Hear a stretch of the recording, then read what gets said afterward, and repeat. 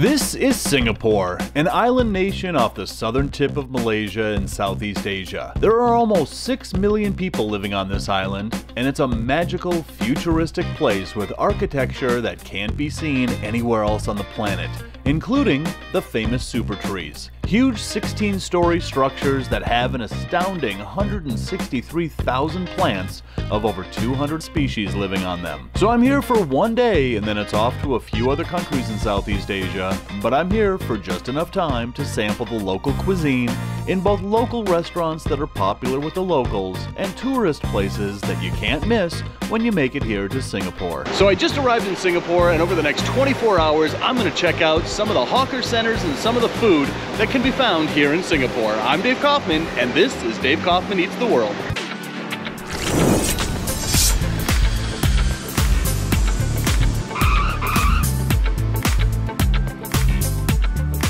When most tourists come to Singapore, they simply eat at the restaurants at whatever hotel they may be staying at, and those people are sadly missing out on truly immersing themselves in the Singaporean food culture. Even if breakfast is free at whatever hotel I may be staying at, I will always skip it to go find the local neighborhood restaurants. And here on the corner, just down from our hotel, we found exactly what I was looking for. These types of restaurants are dotted throughout the neighborhoods of Singapore, and this is exactly where the locals find breakfast. This one was perfect. Not too crowded, not too empty, just enough to show us that if we wanted an authentic Singaporean local breakfast, we were definitely in the right place. So we just arrived in Singapore late last night. Look at this, our coffee's already here, thank you. Cream and sugar in? Apparently not.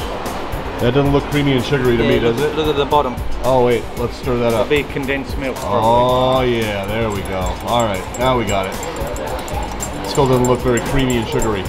And for breakfast this morning, we found this little place right here on the corner. This is just a typical little restaurant right here on the corner of any given city street here in Singapore. And this place is really cool because it's a combination of like Asian and Indian cuisine. So for breakfast this morning, I got the cheese and mushroom prata. They're making it right over there, and as soon as it's up, I'm digging in. So this dish is actually called Roti Prata. Roti translates to bread, and prata means flat. So, it's flatbread. It originated in India, and here it is served with a Singaporean flair. It all starts with a handful of prata dough, and then it's hand patted into the perfect size flatbread. From there, it's put on the flat iron grill, stuffed with a filling of pretty much any breakfasty foods you can think of, from eggs and cheese to banana, eggs and mutton, or cheese and sardines. Once it's nice and golden brown, the insides are, I don't know, molten piles of breakfasty goodness. They are then set aside to cool and then served to the hungry masses. Alright, so our breakfast is served. This looks really amazing. Nice and golden brown. As soon as you cut into that, you can see those big pieces of mushrooms, all that melty cheese. I'm going in. Wow. The first taste that hits you is that buttery dough. It is just so light, so fluffy, so buttery. And the cheese is really savory, and then you get the taste of those mushrooms. This is like, the only thing that I can compare this to is like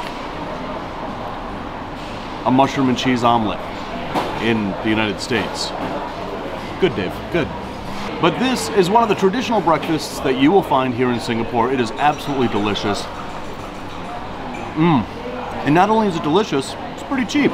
This whole breakfast cost under $3. Alright, so I don't know if you do it this way, but I'm going to dip this in the curry, just for a little of that curry flavor there. Alright, so let's try a bite after it's been dipped in that curry. Dipping it in that really spicy curry sauce takes this dish to a whole new level. You get all of those flavors, the buttery crust, the nice savory cheese, and then, right after that, you get the heat of this curry. This is not only a traditional Singaporean breakfast that's Indian influenced, but this is one of the things that you're going to find for breakfast when you get here to Singapore. These mushrooms are amazing. I wonder what kind of mushrooms these are.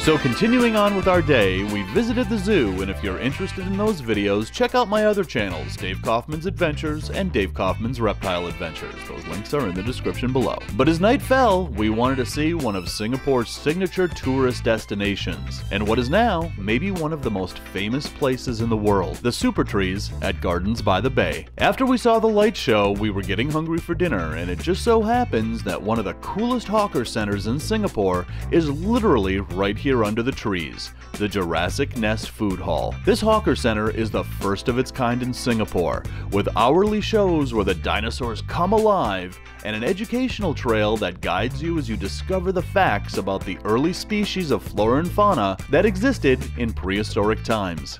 This is without a doubt one of the coolest places to grab a bite on the entire island of Singapore, simply because you are surrounded by fully animatronic dinosaurs in a Jurassic Park setting. There are actually a few Michelin-rated restaurants in this food hall, including the first Michelin-starred ramen. But no matter what your tastes are and what you're in the mood for, chances are you'll be able to find it here, from Thai food to Indian food, and pizza, which I guess if you say it fast, it sounds enough like pizza. And while I never turned down a slice of pizza, I was here for something authentically Singaporean. And we sort of found that here at Hawker Chan, the world's first hawker to be awarded 1 Michelin star. So this place is the world's first hawker awarded 1 Michelin star.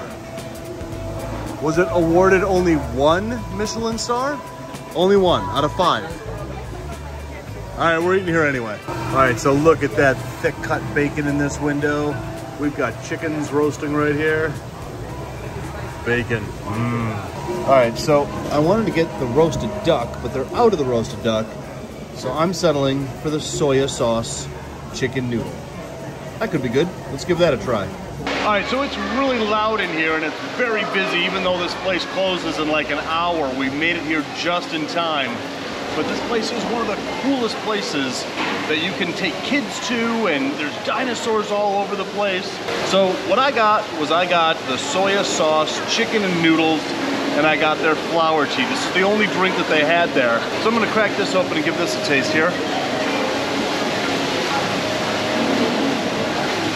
Ooh, it's a very sweet tea, but it almost has like a hint of honey to it.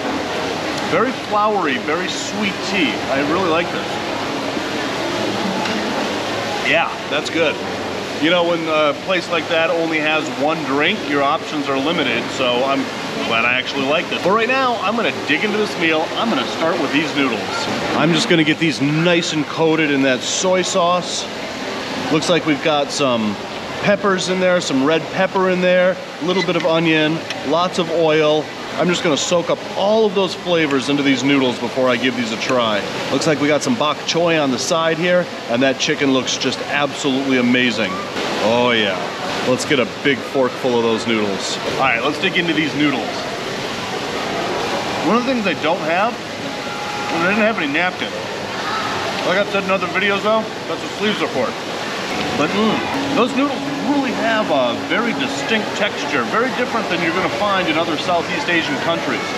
They're very firm, whereas other noodles like from Thailand you're going to find are going to be pretty soft in certain places, but they're really flavorful. That soy sauce mixed with those really delicious noodles really packs us a punch. And then underneath that, you get a little bit of that heat from the chili that's in this soy sauce. These are really amazing noodles. Super flavorful. I love these noodles. I found this on the ground just under my table here. All right, let's get into this chicken.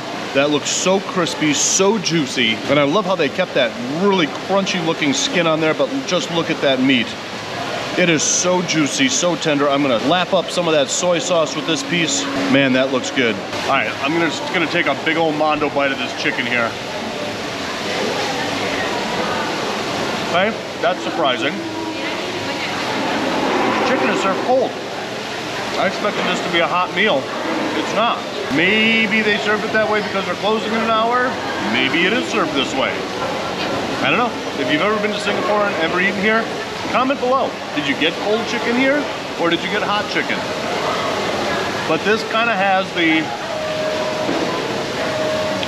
hint of being leftovers from dinner last night.